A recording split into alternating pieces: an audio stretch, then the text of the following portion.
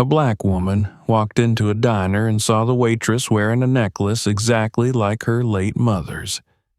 A few days later, she found out. It wasn't just a coincidence, but a terrible family secret her father had hidden for decades.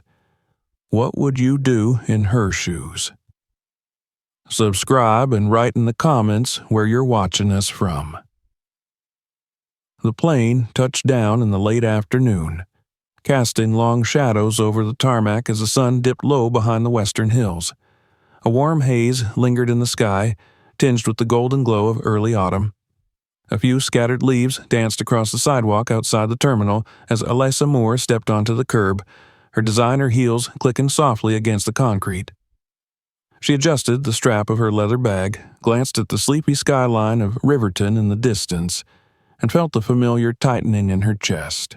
A subtle but persistent pressure she hadn't felt in years.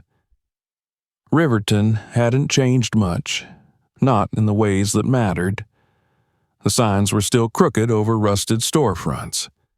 The roads still bore the cracks and scabs of decades of winters and half-hearted repairs, and the air still smelled faintly of pine and factory soot, a contradiction that defined this town as well as any map ever could.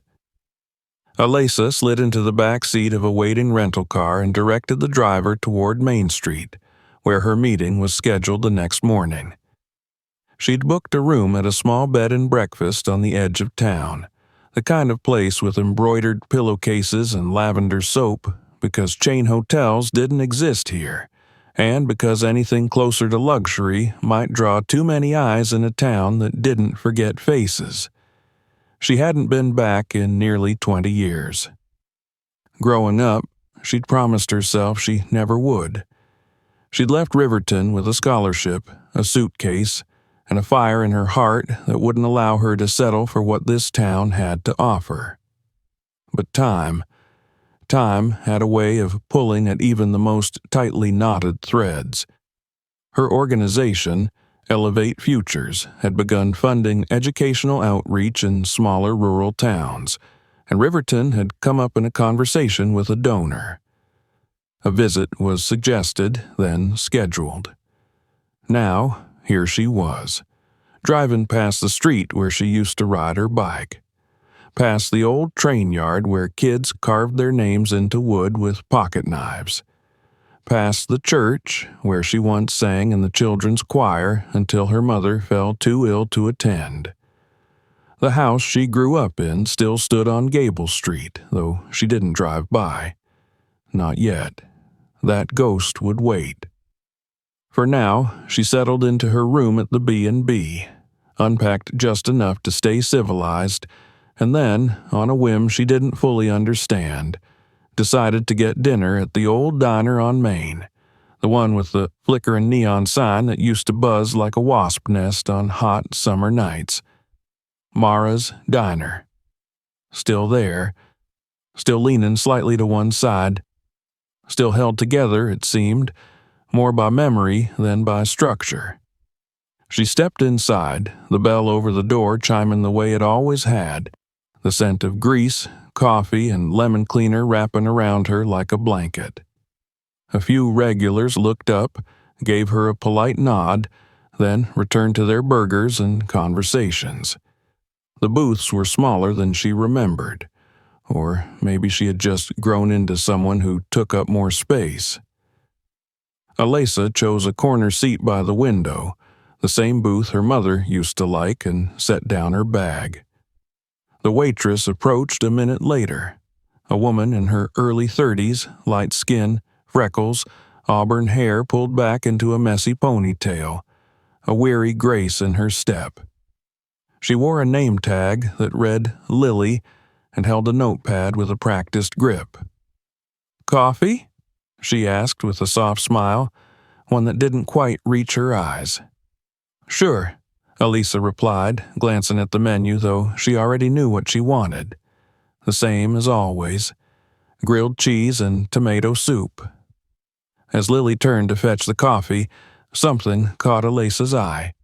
A flash of silver. A small pendant hanging from Lily's neck resting just above the collar of her uniform, a thin silver chain with a charm shaped like a crescent moon. Alesa's breath caught. She blinked, looked again. No, she wasn't mistaken. That pendant, it was the same. Not similar, not just familiar.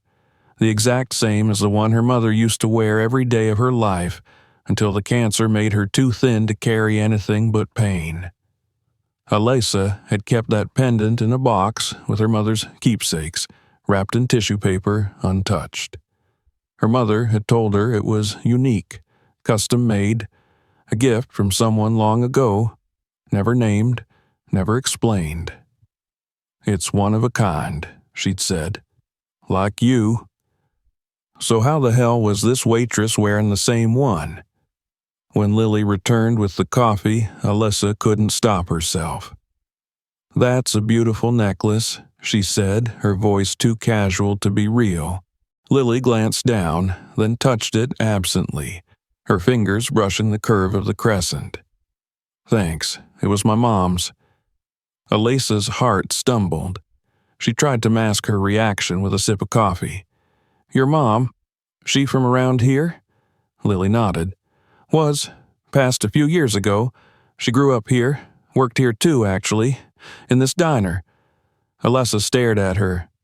"What was her name?" Lily's brows drew together slightly, cautious now. Karen Banks." The name meant nothing to Alesa, but her hands felt cold around the ceramic mug, her stomach twisted. There was no logical reason this woman, this stranger, should be wearing the exact same pendant. No reason her mother and Lily's mother should have owned something so deeply specific, so rare. Unless, that was impossible. Her mother had said it was one of a kind. Her mother had said... Had she lied?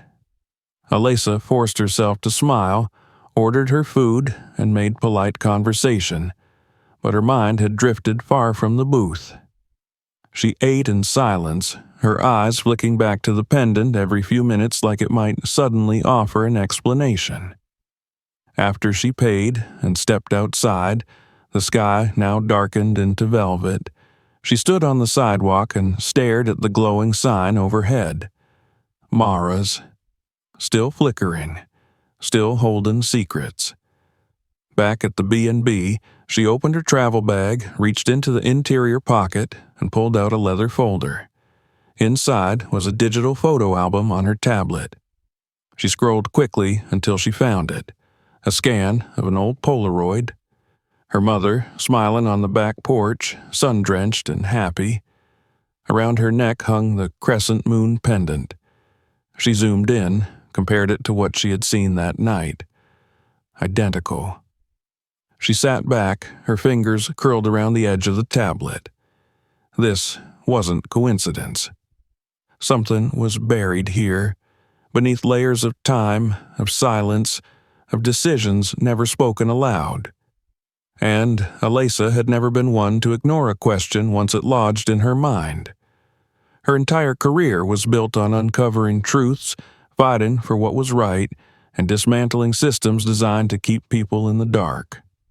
Now, it seemed, one of those systems lived in her own past. She opened a new file on her tablet and began to type.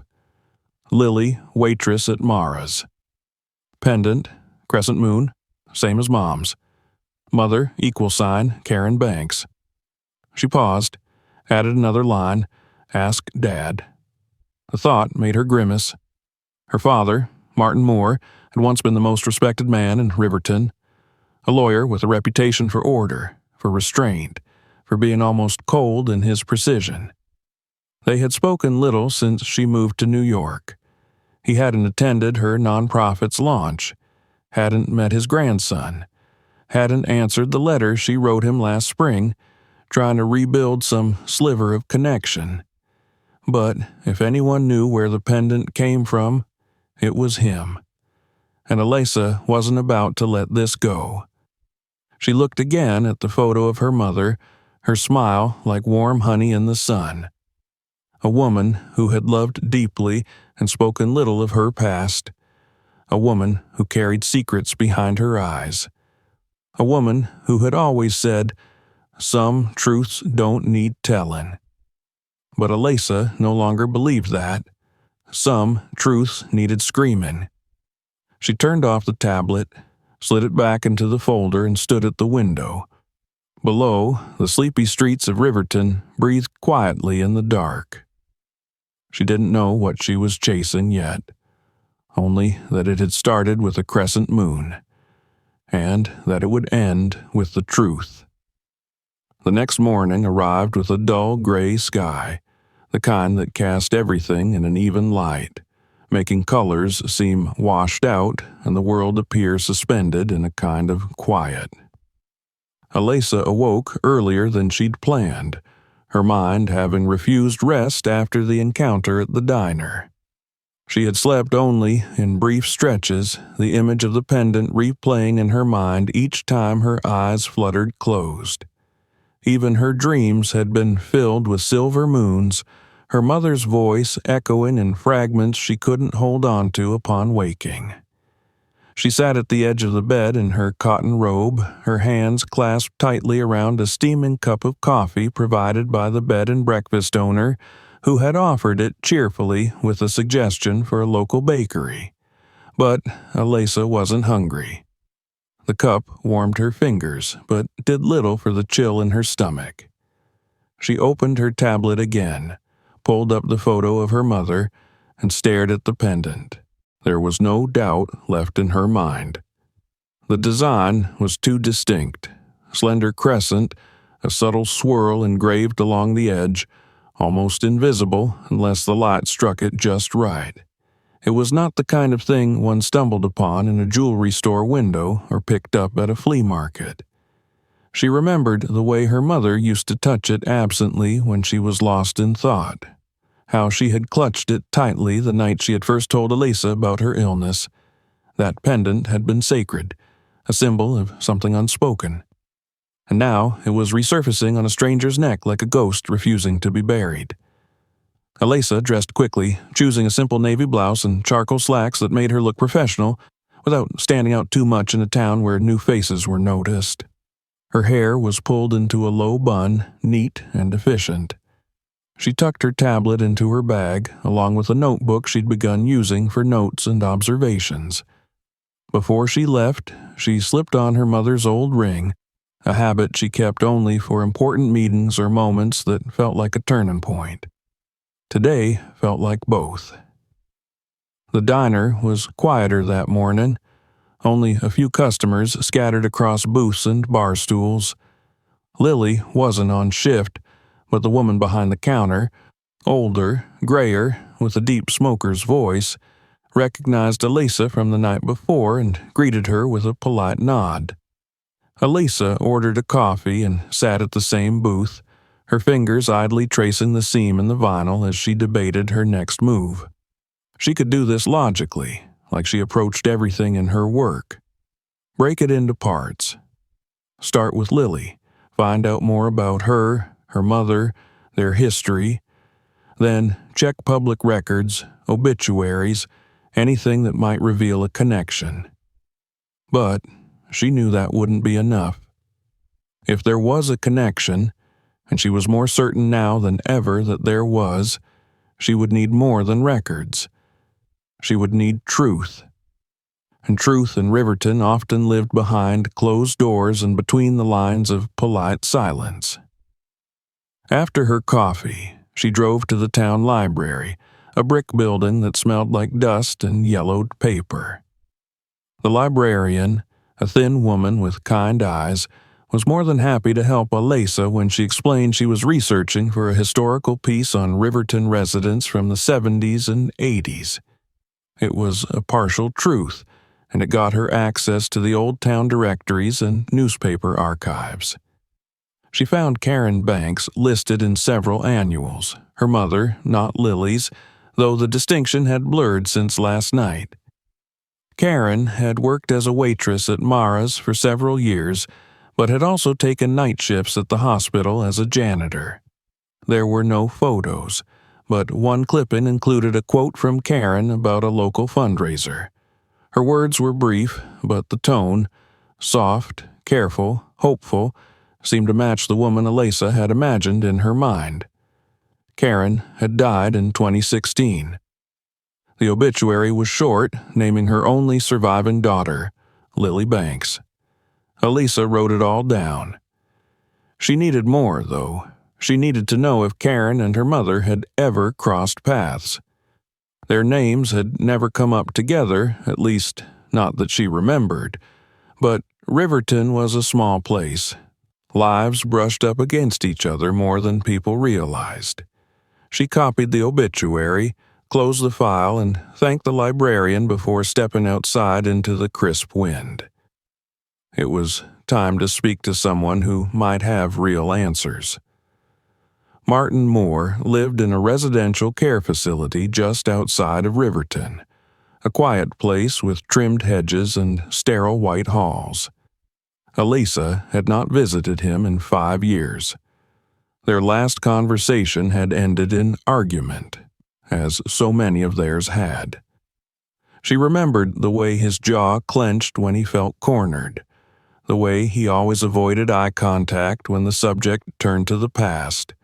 But he was still her father, and she had no one else to ask. The receptionist recognized her, which surprised her. "Dr. Moore's daughter," the woman said kindly, then guided her to a visiting room where sunlight spilled through a wide window. The room smelled faintly of lemon disinfectant. Martin sat in a padded chair, his once lean frame now soft with age. His hair, once jet black, had gone almost entirely white, but his eyes remained sharp, calculating. He looked up when she entered. "Elisa," he said, voice smooth but unsure. "This is unexpected." She sat across from him, crossed her legs, and folded her hands in her lap. "I'm here on business, and something personal." He nodded slowly, his expression unreadable. "Go on." She reached into her bag and pulled out the printed copy of Karen's obituary, placing it on the table between them. "Do you remember Karen Banks?" His face didn't change, but his fingers twitched. "She worked at the diner, at the hospital. She had a daughter, Lily." Martin was quiet for a long time. Too long. "She passed away a few years ago," Elisa added, watching him carefully. "I met her daughter last night at Mara's. She was wearing a necklace, a crescent moon." Martin's eyes flicked to hers, and something ancient stirred in them. He opened his mouth, closed it, then looked away. "She said it was her mother's," Elisa continued. "But that can't be, because that necklace was my mother's. You gave it to her, didn't you?" Silence. The tension between them tightened like a wire pulled taut. Martin's voice, when it finally came, was low, almost inaudible. "You shouldn't be digging into this." "Too late," she replied. "I need to know the truth." He sighed, shoulders sagging. "Karen and it was before I met your mother. Brief, complicated. I was young, foolish. She got pregnant. I didn't find out until later." Elisa's heart pounded. "So, Lily, she's your half-sister," he said, and the words dropped like stones into water. She stared at him. "And you never told me?" "I thought it was better that way," he said, almost defensive. "You had your mother, your life. I didn't want to disrupt that.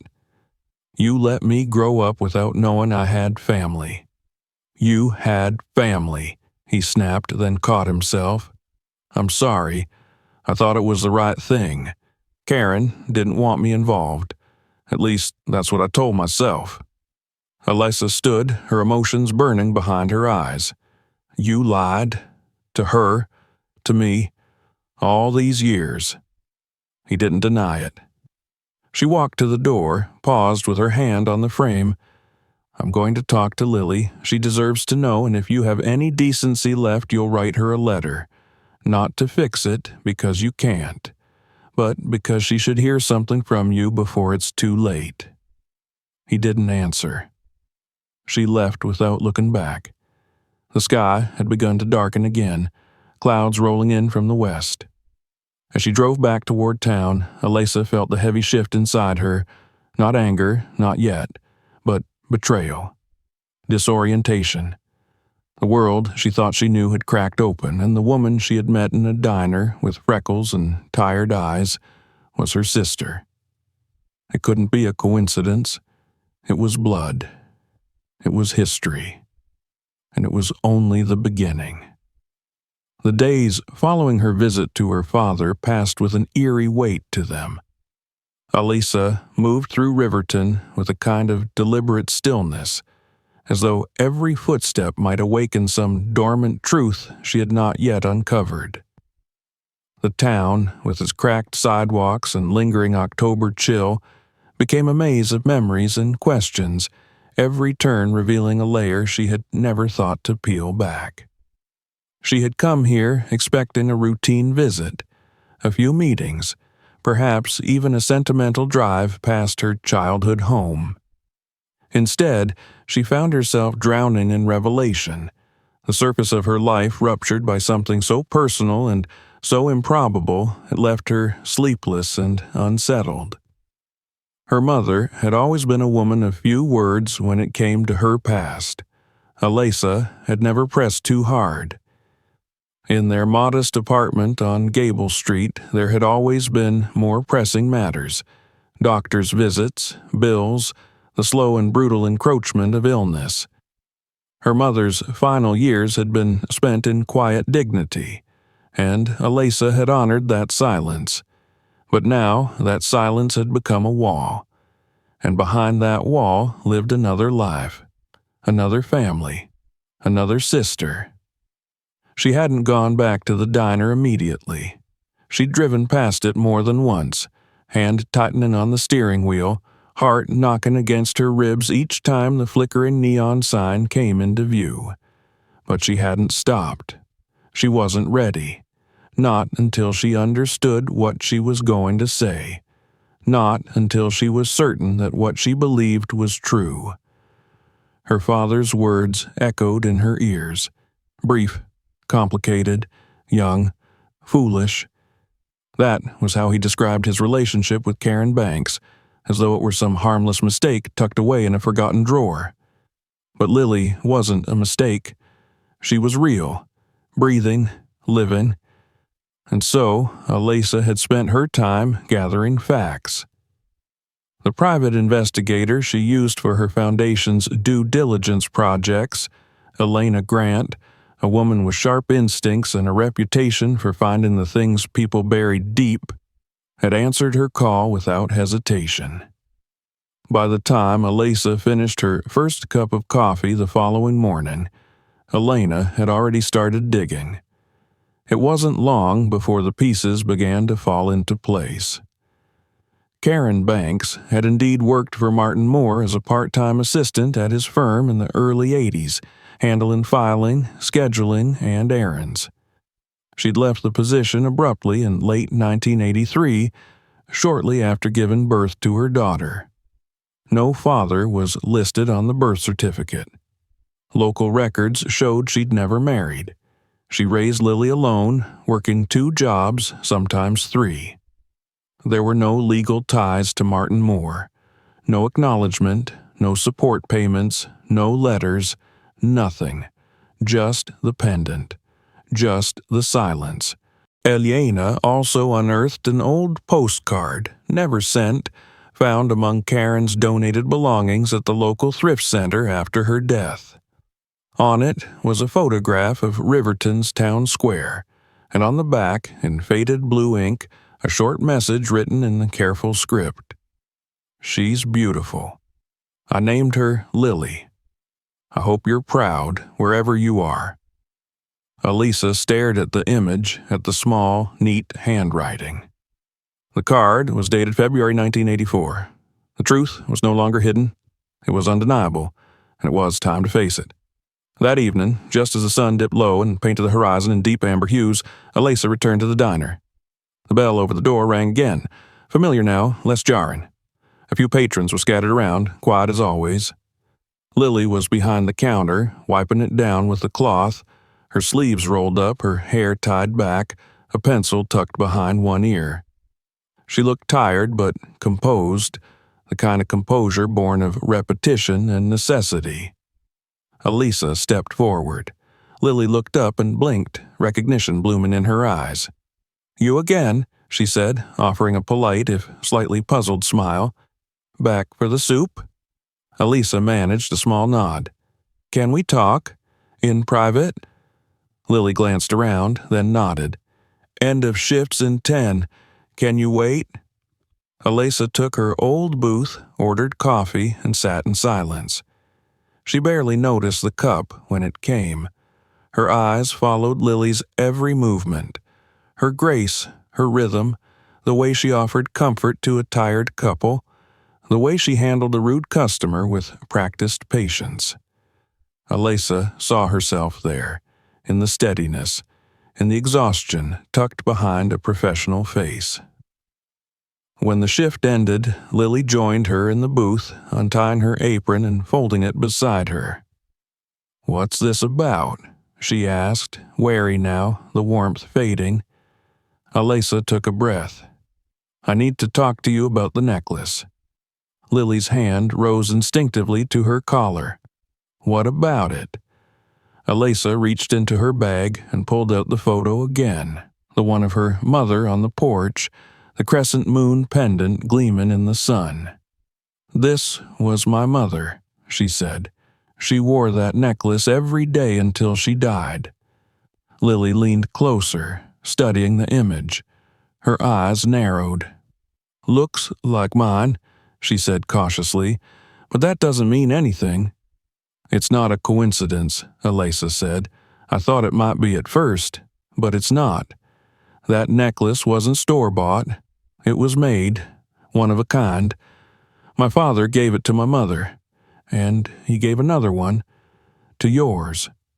Lily sat back. Her mouth opened, closed again. "What are you saying?" "I'm saying we have the same father," Elisa said, "Martin Moore. He had a relationship with your mother before he married mine. He left her. He didn't know she kept the baby. Didn't know she named her Lily." Lily stared at her. Her face was unreadable. "I found a postcard," Elisa added, "written by your mother. She never sent it, but she wanted him to know." The silence stretched between them like a taut wire. Finally, Lily spoke. "That's a hell of a story, but it doesn't make it true." Elisa reached into her folder again and handed over a copy of the birth certificate, the postcard, and a letter, her father's, written just days after their conversation. It was brief, an apology in his usual formal tone, an admission of what had happened, and a feeble attempt to express regret. Lily read through the papers, her fingers trembling slightly. When she looked up, her eyes were no longer wary. They were wet. "My whole life I thought he just didn't want me," she said, her voice cracking. "Mom never talked about it. Said he wasn't important. Said we had everything we needed." Elisa nodded. "I don't think she wanted to burden you with it. Or maybe she wanted to protect you." Lily looked down at the pendant, then back at the photo. "I used to ask her about this. She said it was from someone who once meant something. I never pushed. I thought maybe it was a story, a way to make something out of nothing." "It wasn't nothing," Elisa said gently. "You're not nothing." Lily closed her eyes. "Why are you telling me this?" "Because you deserve to know," Elisa said. "Because I needed to know. And because I think we're sisters, whether we wanted it or not." The silence returned, heavier now, thick with emotion. Lily stood abruptly, grabbing her apron. "I need to go," she said. "I need time." Elisa didn't stop her. She simply nodded. "Take all the time you need." She left the papers on the table and walked into the night, heart aching, unsure if she had just built a bridge or burned one. Back at the bed and breakfast, she sat at the window for hours, staring into the dark, watching the street lamps flicker like dying stars. She had delivered the truth. Now, she had to wait and see what Lily would do with it. The weight of it pressed down on her, but beneath that weight was something else. Possibility. Fragile, tentative, but real. The sister she never knew existed was out there, just a few blocks away. And, for the first time in her life, Alisa wondered what it might mean to not be alone. The wind swept through Riverton with the bitterness of mid-autumn, tossing brittle leaves along the sidewalks and rattling the windows of the bed and breakfast where Alisa sat in the common room, staring into a cup of tea gone cold. It had been 2 days since her conversation with Lily, and silence had followed like a shadow. No call, no message, no sign. Alisa had checked her phone obsessively at first, then forced herself to stop, though her mind never truly quieted. She had offered the truth. Whether it was accepted or not, she had done what she could. Still, the weight of what had been said and what remained unsaid hung over her like storm clouds that refused to break. She thought often of her mother now, of the quiet way she had smiled through pain, of the way her voice would tremble slightly when asked about the past, of how she would run her fingers over that crescent moon pendant as if it tethered her to something or someone far beyond words. Alisa understood now. The silence wasn't denial, it was protection, of her child, of her heart, of a truth too painful to share. Lily's expression haunted her, the confusion, the anger, the grief held at bay only by sheer force of will. It was the same expression Alisa herself had worn in the care home, staring at a father who had lied by omission her entire life. A man who had compartmentalized his love, packaging it in neat, separate boxes that were never meant to be opened at once. But the boxes had burst, and the contents spilled into the light. She couldn't stay in Riverton much longer. Her foundation needed her back in New York, her board of directors already requesting updates. But she also couldn't leave yet. Not with the story half written. Not while Lily was still out there, processing the same revelations Alisa had barely begun to understand herself. On the third day, a text arrived. It was short. I read the letter. Can we talk? Oh, Alisa's heart kicked. She stared at the message, blinking back sudden emotion, and typed her reply with trembling fingers. Yes, wherever and whenever you want. They agreed to meet at Lily's apartment, a modest 2-story complex on the eastern edge of town.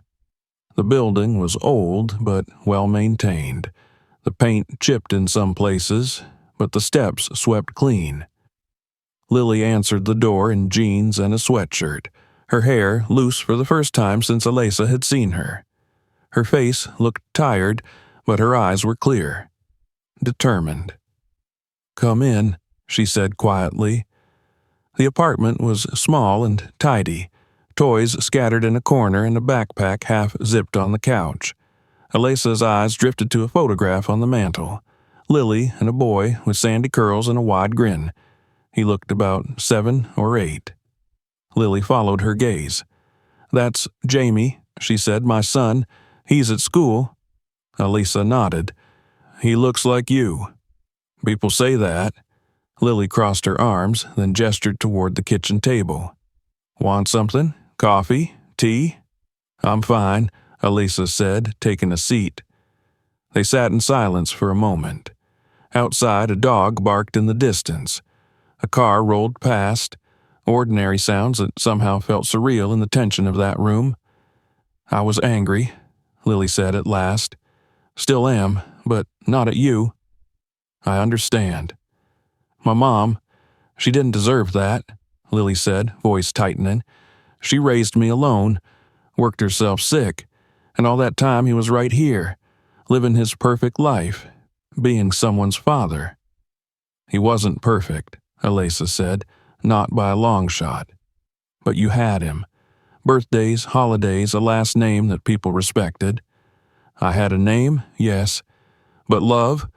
Connection? Not really. Elisa's tone softened. He was there, but only in the literal sense.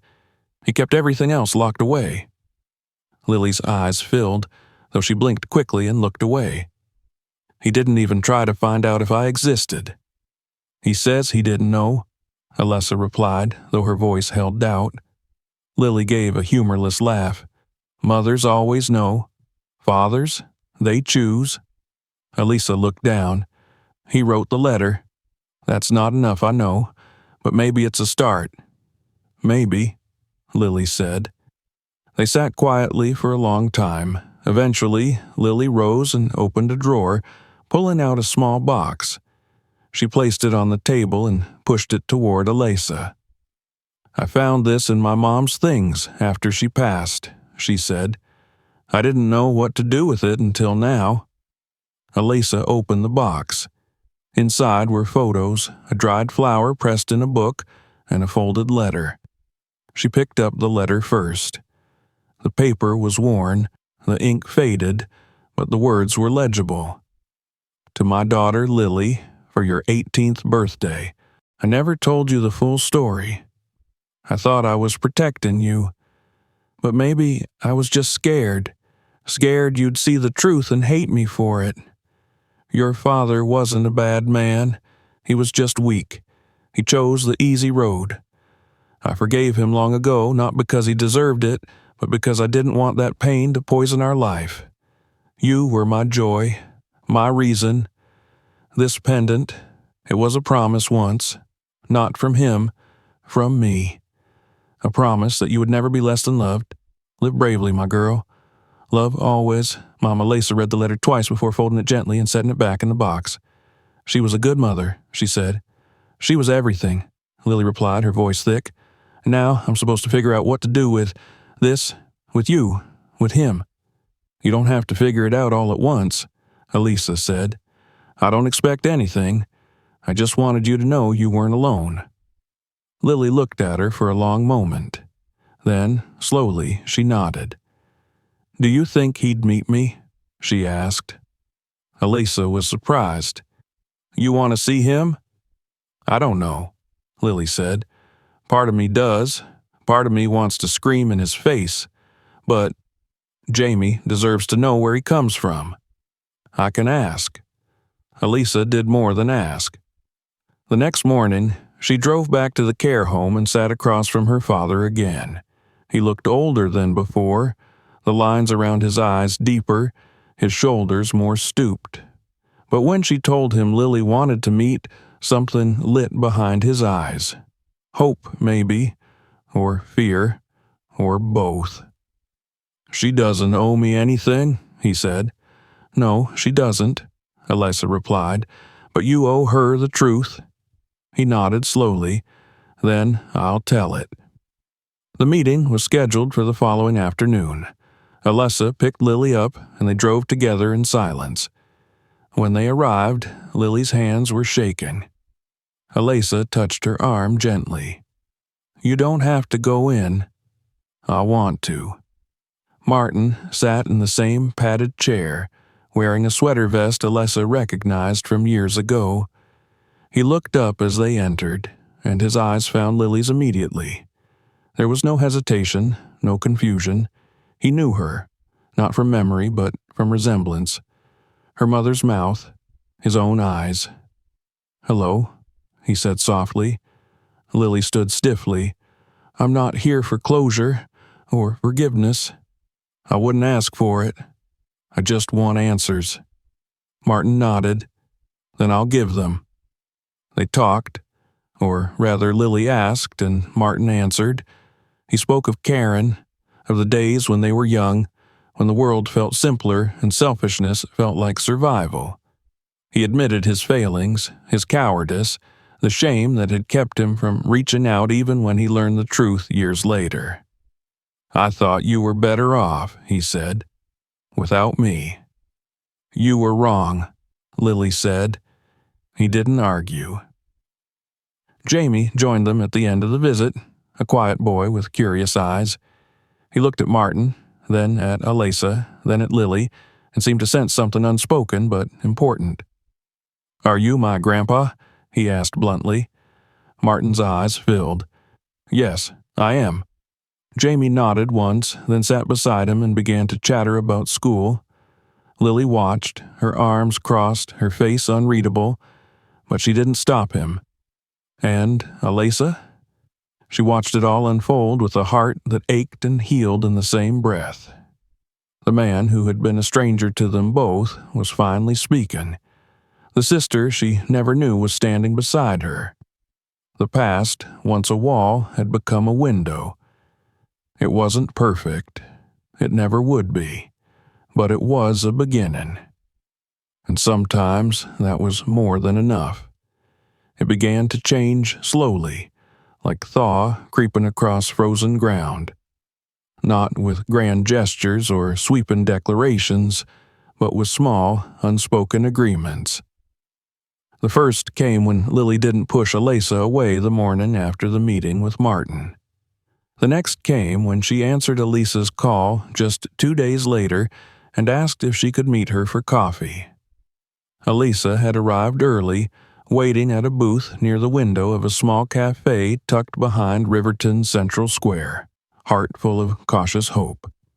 Lily had come 10 minutes late, eyes wary but shoulders more relaxed than Alesa had expected.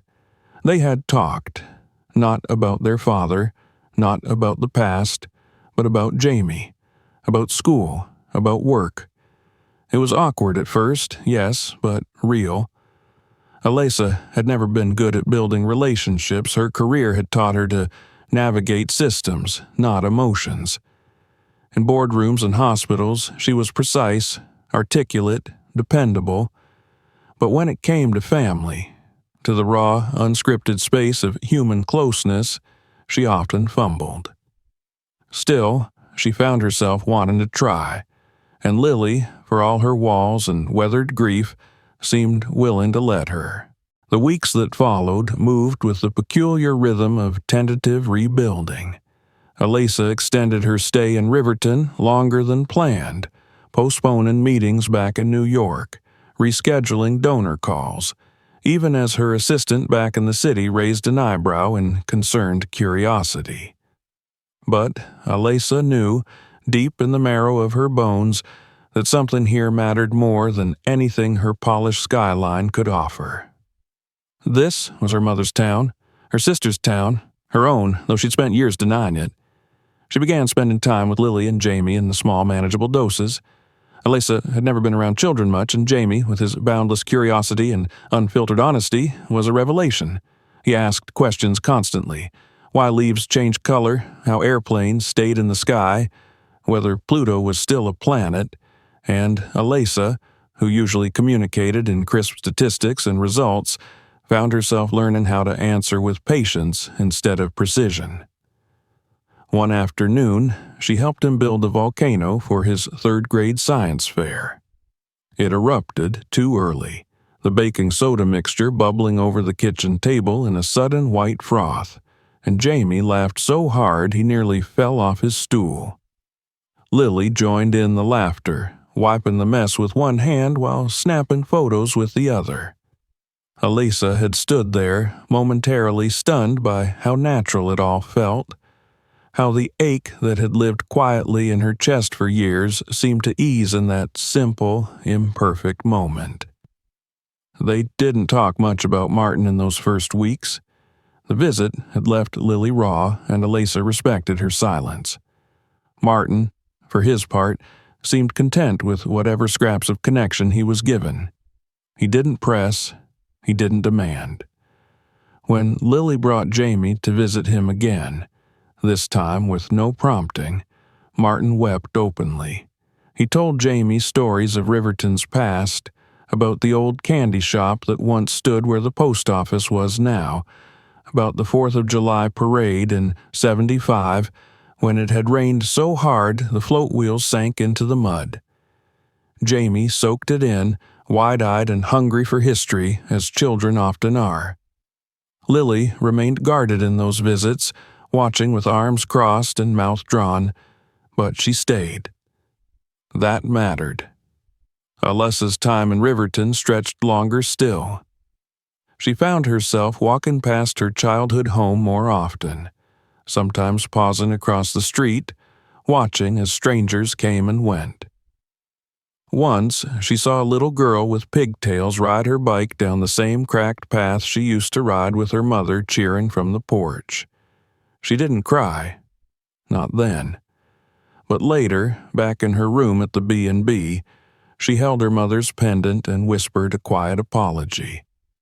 For leaving. For not asking more.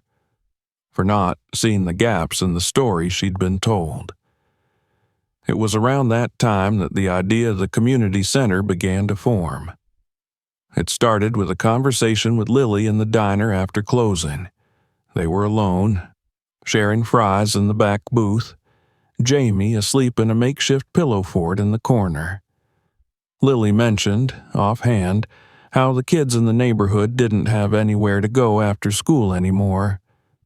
The library closed too early, and the park was often unsafe in the evenings. Alessa had nodded, listening carefully. Then she asked, "What if there was a space? A real one? Safe? Structured? Something in honor of your mom?" Lily looked skeptical. "That sounds expensive." "It doesn't have to be huge," Alessa replied. "I know people. I can start the paperwork. You run it. We call it the Karen Banks Center." Lily blinked. "You do that?" Alessa hesitated, then answered simply, "She gave you everything. This is the least I can do." From that moment, things moved fast. Alessa contacted her foundation's legal team, navigated the zoning laws, coordinated with the town council. Lily, though overwhelmed at first, stepped into the role with surprising grace. She knew the kids by name, understood the needs of the community in ways Alessa never could. Where Alessa brought strategy and funding, Lily brought heart and lived experience. Together, they made it work. Construction began in the heart of Riverton, in a repurposed brick building that once housed a dry cleaner. Volunteers painted walls, installed bookshelves, assembled desks. Jamie made signs with hand-cut letters, and the local high school donated art for the halls. The pendant, once a mystery and a source of pain, was now featured in the mural above the front door, painted in luminous silver against a deep blue sky, cradled by two hands reaching toward each other. The grand opening was set for a Saturday in early spring. The whole town turned out. Martin was wheeled to the front row by a nurse, his face pale but eyes alight with something close to peace. Alessa stood in the back, watching Lily take the stage. She spoke clearly, confidently, her voice carrying across the small square. "My mother didn't have much," Lily said, "but she gave me more than money could buy. She gave me love, resilience, and belief. This center is for her, and for every child in this town who needs someone to believe in them too." Jamie stood beside her, holding a paper rocket painted in red and gold, beaming with pride. Alessa felt something shift inside her then. Like a puzzle snapping into place after years of holding the wrong pieces, this wasn't the life she had planned. It was better. When the ribbon was cut and the crowd applauded, Alessa met Lily's eyes across the courtyard. She smiled, and for the first time, Lily smiled back. Not guarded, not polite. Real, full. That evening, they gathered again at Mara's. Jamie recounted every moment of the day between mouthfuls of fries, and Martin listened, nodding, a slight smile on his face. Lily laughed, the sound freer than Alessa had ever heard it. The jukebox played softly in the background, and the pendant around Lily's neck caught the light. They had come so far from that first moment in the diner when Alessa's world had tilted. So much had been broken, but so much had been rebuilt. Alessa sipped her coffee and looked around the table. It was imperfect, complicated, and more precious because of it. This was family, not the one she had imagined, but the one she had found. Later, as the sky deepened into night and the neon sign buzzed faintly overhead, she stood outside and breathed in the cool air. She reached up and touched her mother's ring, smiling softly. The past had fractured her, but the truth had made her whole. Don't forget to subscribe for more. Check out the next video and explore the rest. There's more waiting. And if this story made you think, share it with someone who needs to see it.